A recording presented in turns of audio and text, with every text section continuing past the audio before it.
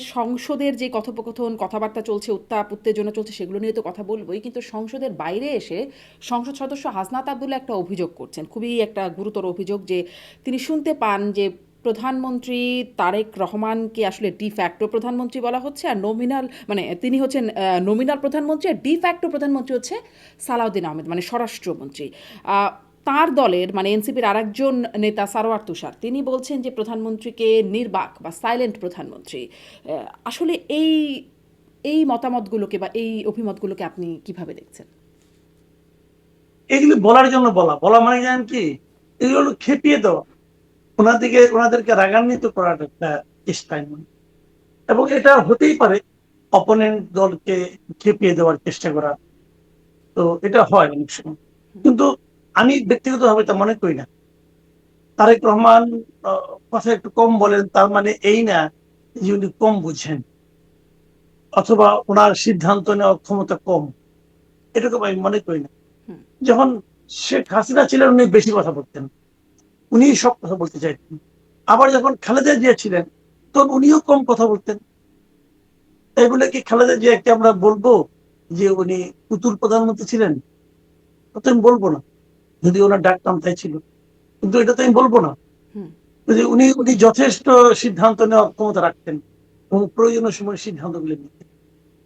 প্রধানমন্ত্রীকে বেশি কথা বলতেই হবে, এটা কোথায় লেখা আছে ভাই? কিন্তু ধরেন এই যে এই যে বিষয়গুলো বেশি চলছে, সংসদে গুরুত্বপূর্ণ বিষয় নিয়ে কথা হচ্ছে, সংস্কার নাকি সংশোধন, গণভোট বা অধ্যাদেশগুলো অন্তর্বর্তী সরকারের সময় যে 133টি অধ্যাদেশ এগুলো নিয়ে যখন বিস্তারিত আলোচনা হচ্ছে, ঘন্টার পর ঘন্টা কথা হচ্ছে, তখন প্রধানমন্ত্রী তারেক রহমান সংসদ নেতা তিনি নিশ্চুপ থাকছেন, কথা বলছেন, এমনকি তার পক্ষেও কথা বলছেন সালাউদ্দিন আহমেদ। মানে এমনটি কেন হচ্ছে? মানে তিনি কেন তার বক্তব্যটা নিজেই বলছেন না? তার আপনার কি বক্তব্য ব্যাখ্যা? কোনটা? মানে এই বিষয়ে এগুলো তার তার বক্তব্য থাকবে না? বক্তব্য না, তার বক্তব্য থাকতে হবে। তার বক্তব্য তো একজন বলে দেয়, তার সমস্যাটা কি? উনি তো বলতেই পারেন যে এই বিষয়ে যিনি ভালো বুঝেন তিনি বলবেন। আমি আপনাকে একটা এক্সাম্পল দিয়ে বলি। ধরেন আপনি আপনার ফ্যামিলির একজন, ধরেন আপনার মা অথবা আমার মা, ধরেন কাকার একজন ফ্যামিলির একজন গুরুত্বপূর্ণ ব্যক্তি অসুস্থ, হাসপাতালে আছেন। ঠিক আছে, আমরা 5-6 ভাই বোন আছি, সবাই তাকে ঘিরে বসে আছি। ধরা যাক আমি তার মধ্যে সবচেয়ে বড়। সমাজে আমার লোকজন চিনে, চুল টুল পাকছে, ভাবে এর গুরুত্বপূর্ণ ব্যক্তি, বয়স্ক ব্যক্তি। কিন্তু আমার যে সবচেয়ে কনিষ্ঠ ভাই সে একজন ডাক্তার। ঠিক আছে, এখন আরেকজন ডাক্তার এসে জিজ্ঞাসা করতেছে না কমপ্লিকেশন গুলি কি কি, আমি মুখ খুলবো নাকি আমার ডাক্তার ছোট ভাই মুখ খুলবে? সিম্পল ভাই, এটা খুবই সিম্পল। সালাউদ্দিন আহমেদ সাহেব এই যে এখন যে আলোচনাগুলো হচ্ছে, সংবিধান সংস্কার বলেন, জুলাই সনদ বলেন, অমুক বলেন, তমুক বলেন, এই জুলাই সনদ যখন নাকি তৈরি করা হচ্ছিল জাতীয় ঐক্যমত্য কমিশনে, সেখানে বিএনপির পক্ষ থেকে প্রতিনিধিত্ব কে করেছেন? হুম। সালাউদ্দিন আহমেদ করেছেন। প্রত্যেকটা পয়েন্ট ওনার মুখস্থ। কারণ এই সবগুলি, এই 84টা পয়েন্ট যেটা ছিল, সবগুলি পয়েন্ট নিয়ে আলোচনা যখন হয়, প্রত্যেকটা আলোচনায় উনি অংশ নিয়েছেন, প্রত্যেকটা দিন অংশ নিয়েছেন উনি। উনি তো বড় দলের নেতা ছিলেন, বলতে পারতেন আমি যাবো না, হয়তো যাইতেন না 2-3টা অনুষ্ঠানে, পরে অন্য একজনকে পাঠাতেন, তা তো করেননি। উনি সবচেয়ে রেগুলার ছিলেন ওখানে। অন্য অন্য সকল দলের মধ্যে সবচেয়ে রেগুলার যে লোকটা ছিলেন, মানে অবধারিত ভাবে যার উপস্থিতি ছিল, তিনি সালাউদ্দিন আহমেদ। এবং উনি যেটা সম্ভব ডিটেল জিনিসটা জানেন।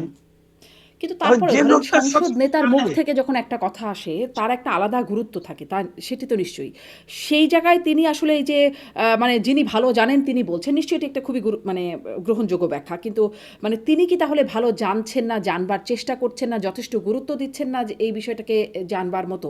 এই একটা অবস্থা, মানে এই তার বিষয়গুলো তো তার সব কাছে জানার যথেষ্ট দরকার নাই। গুরুত্বপূর্ণ না? সে উনি ওনার মতো করে বুঝেন, আপনি আপনার মতো করে বুঝেন, আমিও আমার মতো করে বুঝি। কিন্তু যখন নাকি প্রকৃত জবাবটা দিতে হবে, তখন আমার মধ্যে এটা থেকে টিম রে ভাই, এই জিনিসটা বুঝতে হবে, এটা কিন্তু একটা টিম। এই টিমের যিনি সবচেয়ে ভালো বুঝেন তিনিই দিবেন। ফুটবলে যখন খেলা হয় তখন সবসময় কি অধিনায়ক বলে না আমি গোল করবো, বলটা আমার কাছে দাও? তা কি বলেন?